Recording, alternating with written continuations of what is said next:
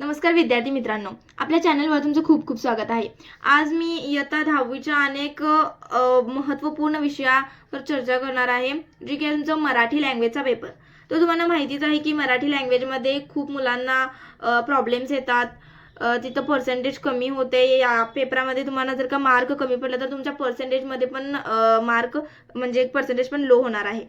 तर तुम्ही कसं ते मिस्टेक्स अवॉइड करू शकता, कसं तुमचं प्रॉपर प्रेझेंटेशन व्हायला हवा, कुठं तुमचं मार्क्स जाऊ शकतात, मग ते तुम्हाला इथं आज मी बोलणार आहे. त्याच्याबद्दलच आपण चर्चा करणार आहोत.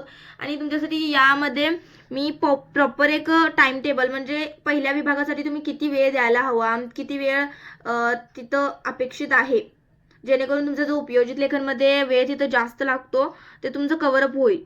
निबंधासाठी तुम्हाला जास्त वेळ वाचेल. आणि ते झाल्यानंतर निबंध ते तुमचा पूर्ण पेपर झाल्यानंतर आणि 10 मिनिट तुम्हाला ठेवायचे आहेत, जे की तुमचं आहे ते आखण्यासाठी, व्यवस्थित ते मार्किंग करण्यासाठी, रिचेक करण्यासाठी. ते तत्पूर्वी तुम्हाला की नाही जे पेपरचं पहिला फॉर्मेट असतो तिथं सेंटर नंबर वगैरे ते दिलेलं असतं, ते फिलअप कसं करायचं हे पण मी आता सांगणार आहे. तर पहिला ते बघूया, नंतर मी पुढचा व्हिडिओ म्हणजे टॉपिक चालू करूया. तत्पूर्वी तुम्ही जर का चॅनलवर नवीन असाल तर चॅनलला सबस्क्राईब करून घ्या आणि व्हिडिओला लाईक करा. तुमच्या मित्रमैत्रिणींपर्यंत हा व्हिडिओ शेअर करा. तर चला पहिला आपण बघूया कसं फिलअप करायचं आहे ते. तर तुम्हाला इथं आहे की नाही सेंटर नंबर, जो तुम्हाला माहिती असेल तो इथं सेंटर नंबर लिहायचा असतो. नंतर तुम्हाला इथं बैठक क्रमांक तुमचा लिहायचा, तो पहिला अंकात लिहायचा, नंतर तो शब्दात लिहायचा. कॅन्डिडेट सिग्नेचर तुमची इथं सही इथं करायची, जे पण तुमची सिंपल असेल ते. आणि नंतर इथं सुपरवायझर येऊन तुमची इथं साईन करेल. त्याच्या खाली तुम्हाला इथं सब्जेक्ट दिलेला असणार आहे. ते सब्जेक्ट तुमचा कोणता पेपर आहे ते लिहायचं. आता मराठीचा आहे तर मराठी इथं मी लिहिलेलं आहे. पेपर म्हणजे आता इथं तुम्हाला काहीच लिहायचं नाही आहे. जे पण तुमचे लँग्वेजेसचं असणार आहे त्यामध्ये तुम्ही इथं काहीच लिहायचं नाही आहे, कारण की याच्यामध्ये तुम्हाला विभाग लिहायचा असतो. जसं की आता विज्ञानचा पेपर असेल तर विज्ञान म्हणून इथं लिहायचं, आणि तिचा भाग कोणता, पहिल्या भागचा पेपर आहे काय दुसऱ्या पार्टचा पेपर आहे ते इथं तुम्ही विभाग लिहायचा असतो. म्हणून इथं काहीच लिहायचं नाही लँग्वेजच्या सब्जेक्टच्या पेपरमध्ये. इथं खाली तुम्हाला इथं दिनांक लिहायचा आहे, तुमचं जो पण डेट असणार त्या पेपरची डेट लिहायची आहे. आणि तुमची जो पण माध्यम आहे तो तुम्ही इथं लिहायचा आहे, की तुमची लँग्वेजची ही भाषा कोणती आहे. मराठी आहे तर मराठी इथं तुम्ही लिहू शकता. इथं तुम्हाला पुरवणी, तुम्ही जेवढ्या पण पुरवणी घेतलेल्या आहेत ते इथं क्रमांक लिहून इथं इज इक्वल्स टू करून संख्या लिहायची असते. आणि तुम्हाला इथं बारकोड एक मिळाला, तो बारकोड तुम्ही इथं चिपकवायचा. ते झाल्यावर तुम्हाला अनेक होलो स्टिकर तुमचे जे पण पर्यवेक्षक एक्झामिनर असणार ते तुम्हाला देतील, इथं तुम्हाला ते चिपकवायचं असते इथं दिलेलं आहे ह्याच्यामध्ये. तर चला व्हिडिओमध्ये पुढे जाऊया. तर तुमच्या मराठी पेपरमध्ये एकूण 5 विभाग असतात. तुम्हाला दाखवतो थांबा. 5 विभागमधला पहिला विभाग असतो तो असतो तुमचा गद्य.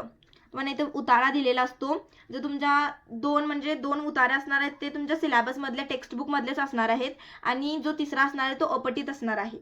मग त्याच्यासाठी एकूण 18 गुण असणार आहेत. विभाग 2 जो तुमचा कवितांचा म्हणजेच पद्य विभाग असणार आहे त्याच्यासाठी 16 गुण असणार आहेत. इथे तुम्हाला कविता देणार आहे, त्यामध्ये रसग्रहण करायचा असतो, ते तुम्हाला लिहायचं आहे. विभाग तिसरा असतो तो स्थूल वाचनचा असतो. याच्यामध्ये 6 गुण, म्हणजे एकूण तुम्हाला 3 प्रश्न विचारलेले असणार आहेत, त्यापैकी तुम्हाला कोणतेही 2 सोडवायचे आहेत. आणि तुमचा चौथा विभाग जो असणार आहे तो असणार आहे व्याकरण, त्याच्यासाठी एकूण 16 गुण असणार आहेत. आणि 5वा विभाग असणार आहे तो उपयोजित लेखन, त्याच्यासाठी 24 गुण असणार आहेत. तर गद्य विभाग जो पहिला तुमचा विभाग आहे त्याच्यामध्ये तुम्हाला 18 गुण असणार आहेत. त्याच्यासाठी तुम्हाला 40 मिनिट द्यायचे आहेत. म्हणजे तुमचा पेपर आता 11 वाजता चालू होणार, तर 11 ते 11:40 पर्यंत तुमचा हा विभाग पूर्ण संपायलाच पाहिजे. जास्त मिनिट तुम्ही याच्यावर देऊच शकत नाही, एवढ्या मिनिटात तुमचं व्हायलाच पाहिजे ते कव्हर. आणि पद्य विभाग असणार आहे तो 16 मार्कांचा असणार आहे, त्याच्यासाठी 35 मिनिट खूप जास्त होतात, पण त्याच्या तुम्हाला हे सगळं आवरायचं आहे. पद्य विभाग 11:40 ते 12:15 पर्यंत हा तुमचा विभाग व्हायला हवा. स्थूल वाचन असणार ते 6 गुणांसाठी असणार आहे. 15 मिनिट तुम्ही 10 मिनिटात पण आवरू शकता, परंतु 15 मिनिट 5 मिनिट एक्स्ट्रा 12:15 ते तुम्ही 12:30 पर्यंत हा स्थूल वाचनचा तुमचा विभाग व्हायलाच हवा. व्याकरण असणार आहे ते म्हणजे 16 गुणांसाठी असणार आहे, त्याच्यासाठी मी 30 मिनिट दिलेले आहे. साधारणतः 20 मिनिटात कव्हरअप होतंय, तर जास्तीत जास्त प्रयत्न करा की 20 मिनिटात हे तुमचं व्हायला हवा. तरी पण मी तर 30 मिनिट म्हणजे 10 मिनिट एक्स्ट्रा दिलेले आहेत. 12:30 ते 1 वाजेपर्यंत तुमचा व्याकरणचा विभाग होईल. मग उपयोजित लेखन जो असणार आहे तो 24 मार्कांचा असणार आहे. त्याच्यासाठी 50 मिनिट मी दिलेले आहेत. तुम्ही जर का याच्यामधले 10 मिनिट जर का तुम्ही 20 मिनिटात हे कंप्लीट केला तर तुम्हाला इथं 10 मिनिटं ॲडजस्टमध्ये हिला देता येतात. एकूण 1 तास तुम्हाला याला उपयोजित लेखनला होतो. मग मी असं डिव्हिडेशन केलंय, तुम्ही तुमच्या सोयीनुसार करू शकता. 1 ते 1:50 पर्यंत तुमचा हा विभाग असणार आहे तो पेपर पूर्ण कव्हरअप होणार आहे. आणि वाचलेले जे 10 मिनिट असणार आहेत त्याच्यामध्ये तुम्ही जे पण मार्किंग करायचं राहिलेलं आहे ते लिहू शकता किंवा कोणते पण प्रश्न सुटलेले असले तर ते पण लिहू शकता. सगळं कव्हरअप करून तुम्ही व्यवस्थितपणे आवरायचा आहे तो पेपर. तर चला बघा, पेपर प्रेझेंटेशन पहिला म्हणजे पेपरमध्ये जो तुम्हाला इथं प्रश्न क्रमांक दिलेला असतो तिथं पहिला मेन प्रश्न तिथं घालायचा, इथं लिहायचा असतो. आणि त्याच्यानंतर तुम्हाला प्रश्न असं देतात ना, प्रश्न म्हणला त्यामधलं तर इथं लिहायचं. आणि त्यामधली जे पण उपप्रश्न असणार आहे ते या मार्जिनमध्ये तुम्ही लिहू शकता. इथं मार्जिन आखण्याची काही गरज नसते, तुम्ही आखणार असला तर आखू शकता, नाही तर नाही. इथं पण तुम्ही 1 सेंटीमीटरचं अंतर सोडून एक मार्जिन आखायचं, जेणेकरून ते चांगलं प्रेझेंटेशन होऊ शकतं. इथं पण आखायचेच काय असं रूल नाही आहे, पण तुम्ही आखू पण शकता, नाही पण. आणि तुम्हाला इथं मेन आखायचा एक इथला जो समास आहे तो तुम्हाला आखावाच लागणार आहे. कारण की जर तुम्ही तुमचे जे पण गट्टे आहे की नाही पेपर बोर्डच्या पेपरावर म्हणजे जे पर्यवेक्षकापर्यंत जात असते ते गट्टे बांधून ठेवलेले असतात, जेणेकरून इथं दोरी असते ते टाईट होऊन इथलं पेपर तुमचं फाटून तिथले अक्षर दिसत नाहीत, म्हणून इथं तुम्हाला समास तो आखावा लागतो. तर तुम्हाला पहिला विभाग बघू शकता, मी इथं व्यवस्थितपणे पहिला विभाग नाव लिहिलेला आहे, गद्य, आणि तिला बॉक्स केलेला आहे. नंतर तुम्ही बघू शकता पहिला प्रश्न लिहिलेला आहे, त्याच्यामध्ये प्रश्न लिहून इथं मी उत्तरांना बॉक्स केलेला आहे. इथं तुम्ही डायरेक्ट जो उत्तर आहे ते पण लिहू शकता, नसेल तर असं पण लिहू शकता. असं लिहिला तर जे पण तुमचं एक्झामिनर आहे त्यांना जास्त असं अवघड वाटणार नाही.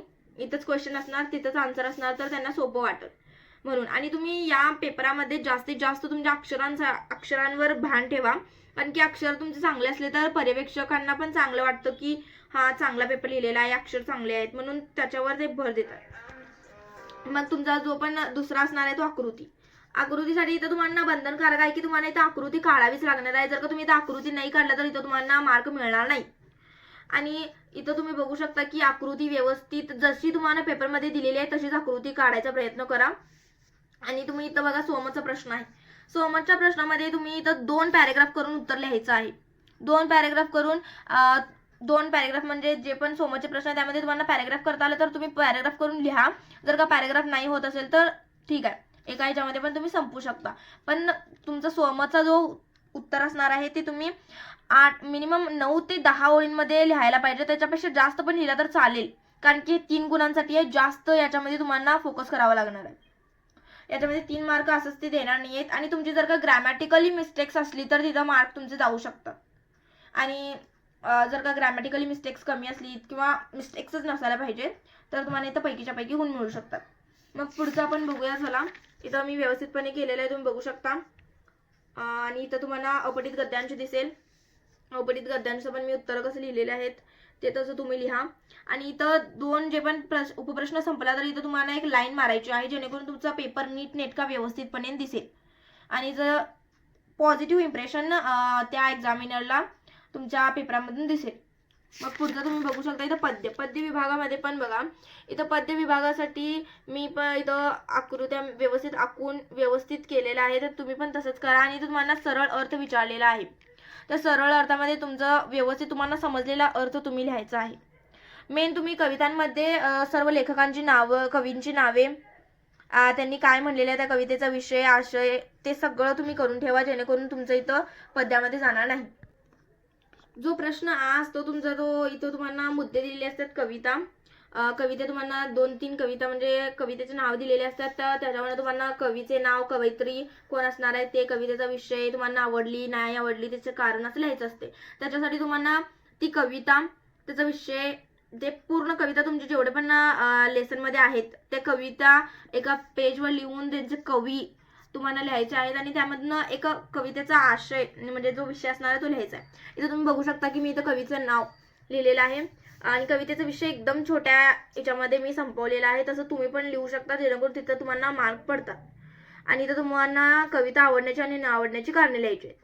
पुढचा प्रश्न बघा, जो असणार आहे रसग्रहण. हा सगळ्यात अवघड असतो. तर म्हणजे मुलांना इथं कठीण जातं. ते का जातं बघा, इथं मी व्यवस्थितपणे पहिला त्या कविता म्हणजे जे कविता आहे त्याच्यासाठी त्या कवितेमध्ये काय सांगितलेलं आहे त्या एक पॅरेग्राफमध्ये आवरलंय, म्हणजे इथे लिहिलेलं आहे. कवितेचं कवी विषय ते सगळं या कवितेमध्ये मी कव्हरअप केलं या पॅरेग्राफमध्ये. आणि नंतर मी माझ्या जे पण रसग्रहण आहे त्याला सुरुवात केलेली आहे, म्हणजे की आशय सौंदर्य. आशय सौंदर्य, काव्य सौंदर्य आणि नंतर भाषिक वैशिष्ट्य. आशय सौंदर्यामध्ये पण तुम्ही ऐकून इथं कवीचं नाव तर घालायचंच आहे, कवीचे नाव आणि त्या कवितेचा विषय मेन काय सांगितलेला आहे त्या कवीत, काय त्या कविताबद्दल काय आहे कविता लिहिलेली आहे ते तुम्हाला इथं सांगायचं आहे. नंतर काव्य सौंदर्य आहे. काव्य सौंदर्यामध्ये तुम्हाला तिथं ओळी दिलेली आहे, त्यांचा अर्थ तुम्हाला इथं व्यवस्थितपणे लिहायचा आहे. त्याच्यामध्ये पण तुम्ही कवीचा उल्लेख म्हणजे कोण कवी आहे, कशाबद्दल ही कविता इथं 2 ओळीमध्ये त्याचा उल्लेख करून आणि ते पुढे त्याचा अर्थ तुम्हाला इथं लिहायचा आहे. आणि नंतर भाषिक वैशिष्ट्य. भाषिक वैशिष्ट्यामध्ये त्याच्यामध्ये कोणती भाषाशैली कोणती आहे, भाषा कोणती वापरलेली आहे, बोलीभाषा आहे काय, ग्रामीण भाषा आहे, आणि त्यामध्ये कोणता अलंकार वापरलेला आहे, रस कोणता वापरलेला आहे, मुक्त छंद आहे की नाही, हे तुम्हाला इथं लिहायचं असतं. जेणेकरून तुमचं भाषिक वैशिष्ट्य आणि रसग्रहण याच्यामध्ये मार्क जाणार नाहीत. पूर्ण एक पान भरून जर तुम्ही रसग्रहण कव्हरअप केल्यानंतर तुम्हाला पैकीच्या पैकी मार्क देतातच. आणि पुढचा बघा विभाग असणार आहे तो स्थूल वाचनाचा असणार आहे. इथं मी व्यवस्थितपणे नाव दिलेलं आहे. तर स्थूल वाचन विभागाचं परफेक्ट तुम्ही नाव द्या, जेणेकरून तुमचा तो इम्प्रेशन चांगला पडतो. आणि तो पहिला प्रश्न दिलेला आहे आणि त्याचं मी उत्तर एवढं मोठं लिहिलेलं आहे. याच्यापेक्षा पण जास्त तुम्ही उत्तर लिहायचं आहे, जेणेकरून तुम्हाला इथं मार्क्स असणार आहे ते 3 गुणांचं असणार आहे. तिथं पैकीच्या पैकी तुम्हाला मार्क देता येतात व्यवस्थित. आणि तुम्हाला इथं महत्त्वाचे जे पण मुद्दे वाटतात तिला तुम्ही अंडरलाईन केला तर उत्तमच, म्हणजे तुम्हाला मार्क तिथं पैकीच्या पैकी मिळतात. चौथा विभाग असणार आहे तो तुमचा भाषा अभ्यास म्हणजे व्याकरणचा असणार आहे. इथं मी व्यवस्थितपणे नाव दिलेलं आहे विभाग 4 भाषा अभ्यास म्हणून. आणि इथं प्रश्नाचं जे पण आहे ते चालू केलेलं आहे बघा. इथं व्यवस्थितपणे बॉक्स करायचा आहे. ते लहान मुलांसारखं तुम्ही इथं एक ग्रुप आणि इथं बी ग्रुप करून जोड्या लावा किंवा असं मधी लिहा, असं करू नका. तुमचं इथं एक ग्रुप आणि इथं उत्तराचा ग्रुप असायला पाहिजे. आणि जो तुमचा दुसरा ग्रुप असणार आहे तो प्रत्ययगटित आणि उपसर्ग गटित, हे तुम्ही असं लिहायचं आहे बॉक्स करून. आणि इथं बघा जो तिसरा प्रश्न असणार तो वाक्यप्रचाराचा असणार आहे. इथं मी वाक्य लिहिलेलं आहे, त्याच्या खाली म्हणजे जे पण आपलं असणार आहे तो वाक्यप्रचार त्याच्या खाली मी अंडरलाईन केलेला आहे, जेणेकरून चांगलं त्या पर्यवेक्षकाला जास्त जे पण एक्झामिनर त्यांना अवघड वाटणार नाही, की लगेच इथं दिसून येईल की हा बाबा हिनं वापरलेला आहे तो वाक्यप्रचार, असं स्पष्टपणे दिसून येते. म्हणून इथं तुम्ही अंडरलाईन करा. आणि इथं तुम्ही पुढे बघू शकता प्रश्न आ. इतरांना इथं बघा शब्दसमूहाबद्दल एक शब्द इथं तुम्ही एक नाही जे पण उत्तर आहे इथं अंडरलाईन करा किंवा बॉक्स करा. आणि पुढचा प्रश्न तुम्हाला दिलेला आहे बघा, इथं समानार्थी शब्द आहे, एक वचन अनेक वचन. आणि मेन मुद्दा तुम्ही अवॉइड मिस्टेक कुठे करता की प्रश्नच वाचत नाही. जर तुम्ही नीट प्रश्न वाचा. आता तुम्हाला इथं एक वचन अनेक वचन ओळखा म्हणलंय. काही स्टुडंट्स काय करतात की इथं वचन बदला करून इथं नदीचं नद्या, गोट्याचं गोटी असं करतात. मग तसं न करता प्रश्नात काय दिलेलं आहे ते बघा आणि ओळखा म्हणले तर इथं त्याचं नाव लिहायचं आहे. एक वचन आहे की अनेक वचन आहे. आणि जर का तिथं म्हणलं की तुम्हाला वचन बदला तर इथं नदी आहे तर इथं नद्या करा, इथं गोट्या आहे तर इथं गोटी करा, असं लिहायचं असतं तुम्हाला. व्यवस्थितपणे प्रश्न वाचायला पाहिजे तुम्ही. आणि इथं सुटसुटीतपणे इथं एकाखाली एक न लिहिता तुम्ही एक लाईनचा गॅप सोडून पण लिहिला तर व्यवस्थितपणे दिसून येते ते. आता पुढचा तुम्ही व्याकरणचा विभाग जो 5वा उपयोजित लेखन आहे त्याच्यामध्ये पण तुम्ही ग्रॅमॅटिकली मिस्टेक्स करायला नको पाहिजे, कारण की तिथं तुमचं मार्क जातात, ते नको जायला पाहिजे. तर तुम्ही जे पण तुमचं वाचन आहे वोकॅब्युलरी त्याला एक नाही डेव्हलप करायचा प्रयत्न करा. आता नाही होणार पण जरा ट्राय करा. कुठं पण ग्रॅमॅटिकली तुमचं उकार वेलांटी याच्यामध्ये मार्क्स जातात. बोर्डाचा नियम आहे की तुम्ही 3 ते 4 वेळा ग्रॅमॅटिकली जर का एका उकार वेलांटी इथं चुकला तर तुमचा 1 मार्क तिथं जातो. तर ते प्रयत्न करा की कमीत कमी तुमच्या चुका व्हाव्यात. मग इथं बघू शकता तुम्ही फॉर्मॅट दिलेला आहे, त्याच्यानुसार तुम्हाला इथं पूर्ण निबंध लेखन जे पण आहे ते लिहायचं आहे. आणि इथं तुम्ही पुढचा बघू शकता तुम्हाला इथं विज्ञापन लेखन करायचं आहे. याच्यामध्ये तुम्हाला इथं व्यवस्थितपणे टायटल द्यायचं, टायटल देऊन इथं दिनांक आणि तो ठिकाण इथं लिहायचं आहे. आणि इथं तुम्हाला महत्त्वाच्या जे पण असं गोष्टी आहेत की आता त्या कार्यक्रमामध्ये भाषण दिलं तर भाषणमध्ये त्या मुख्य प्रमुख व्यक्तींनी काय म्हणलं, काय इम्पॉर्टंट वाक्य काय होतं तर त्याच्या खाली अंडरलाईन करा. आणि काय इम्पॉर्टंट होतं त्याच्या खाली अंडरलाईन केला तर तुमचा एकदम बेस्ट इम्प्रेशन त्या एक्झामिनरना दिसणार. मग व्हिडिओ शेवटपर्यंत पाहण्यासाठी धन्यवाद. आमच्या व्हिडिओला लाईक करा, चॅनलला सबस्क्राईब करा आणि तुमच्या मित्रमैत्रिणींपर्यंत हा व्हिडिओ शेअर करा. अशा अनेक व्हिडिओ पाहण्यासाठी बेल आयकॉन प्रेस करून चॅनलला सबस्क्राईब करा. धन्यवाद.